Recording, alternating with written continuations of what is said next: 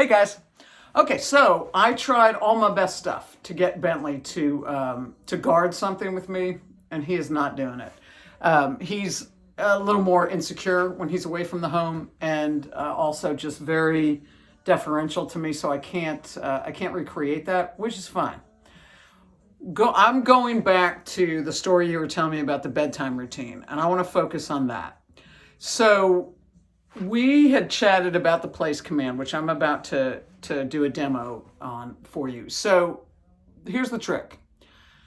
When we're dealing with guarding behavior, any kind of dominance and pushback behavior like that, we don't want to go straight at the elevated behavior. We don't want to stimulate the bad behavior and then boom, give it a response.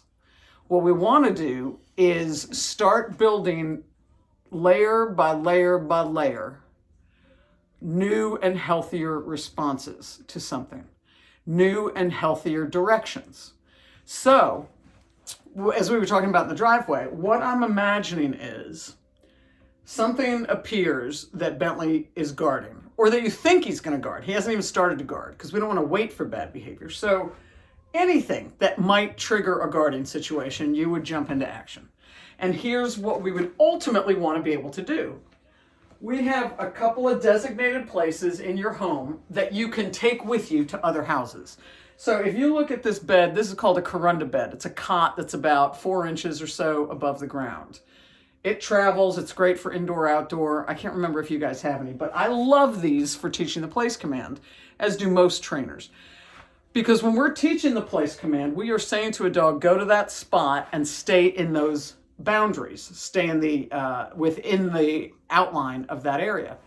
Well, when you have a bed that's elevated, it helps to differentiate a little bit more from the rest of the floor. So it just helps to create even more clear boundaries. So we'll talk about maybe having you guys get 1 or 2 of these.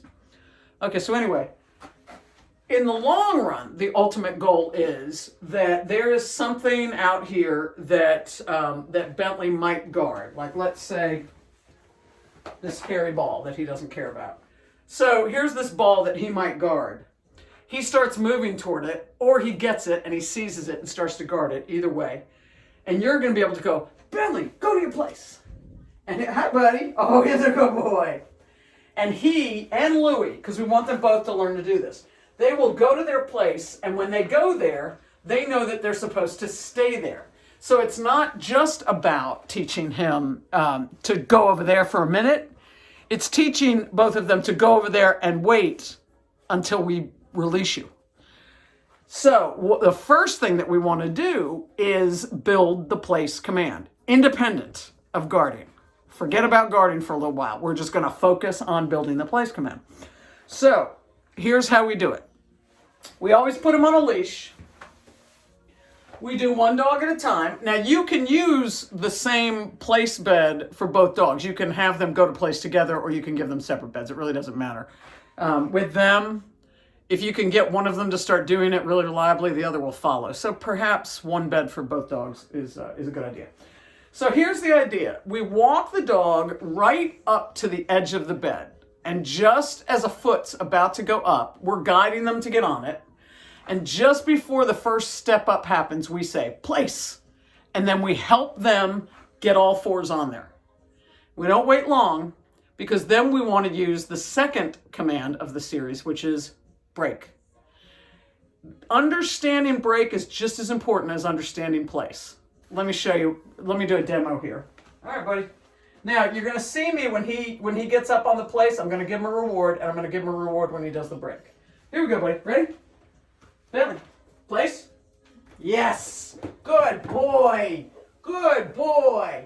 Now, whether he lays down or stands up or sits doesn't matter. You will notice that anytime he starts to move to get off it, I just keep him on it with the leash.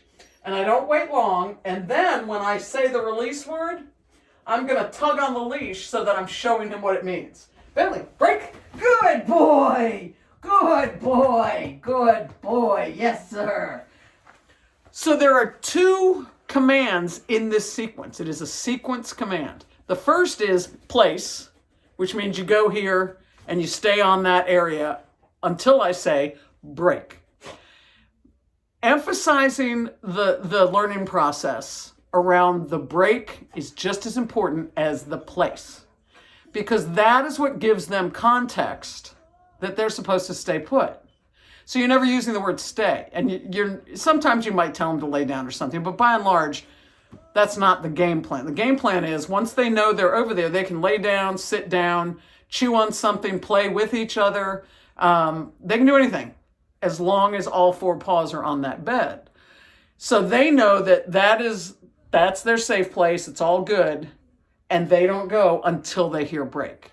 So eventually, when they start to really understand place, I phase out the treats.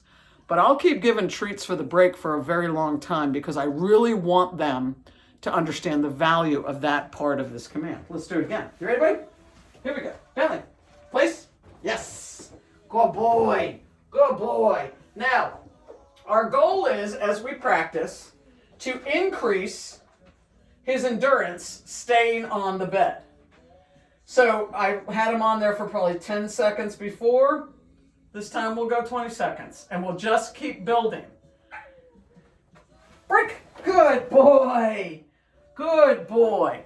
So this is the early stage of teaching. We are just showing him what these commands mean. Place, and we steer him on. If he tries to get off, we just keep him steered. Now, if he hops off prematurely, we do not correct him. We do not say the command again. We just steer him back on. Okay? Let's do it again. Everybody? Place? Yes. Yes. He's enjoying it. So now I'm going to give him an opportunity. Here, he steps off early. I just put him back on. I don't say anything.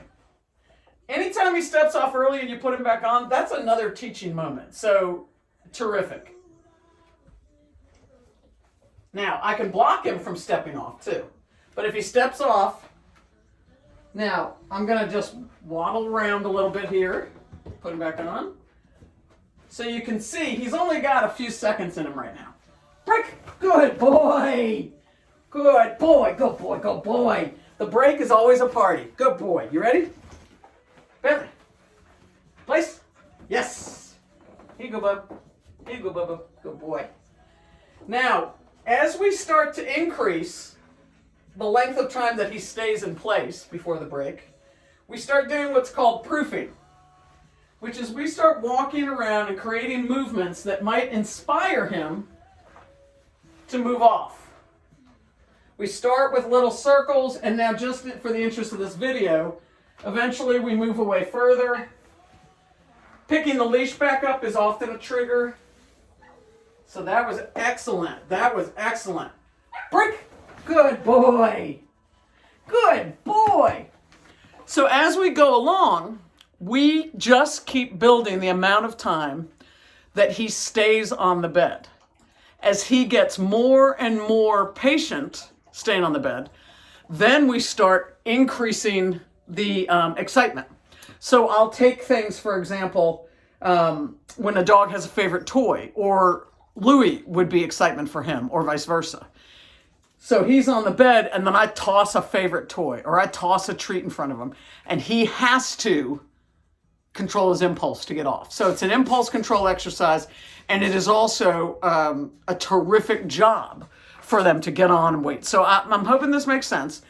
So for the next several days, the only thing I want you to work on with both of the boys, you do this for maybe 5 minutes at a time, maybe 3 times a day if you have time. Shoot at least 2, try to get 3 times with each dog. 5 minutes max, where you are literally leading him on. You say place just as he steps up. Place, and you steer him on. That's why you use the leash. You absolutely want to use the leash. If he starts to step off, you just put him back up. You can also block him from getting off if you want to. And you just leave him there for a few seconds, and then when you say break, tug on the leash. Don't assume they understand what break means. So what you want is to show them. Break means hop off, and then it's a party. So you get a treat, one treat when we get on the place, and then a treat and a party when we do the break. Okay? If he hops off early, no corrections, no repeating the command. We just steer him back on. So this will be phase 1 of place command training. And then I'll help you build it so that it becomes more solid. When both boys have a really solid grasp of it, Then we're going to start turning it into fun and games and upbeat, things like that. And then we're going to start adding distraction and adding excitement, so that we can start to come closer to replicating the situation when you're with the whole family, with the Mastiffs and everything. But the first thing is we want to just spend all the time we need to build a rock solid foundation with their understanding of place and break, and doing the gradual work of building up their endurance for staying on the place. Okay? All right. I'll talk to you.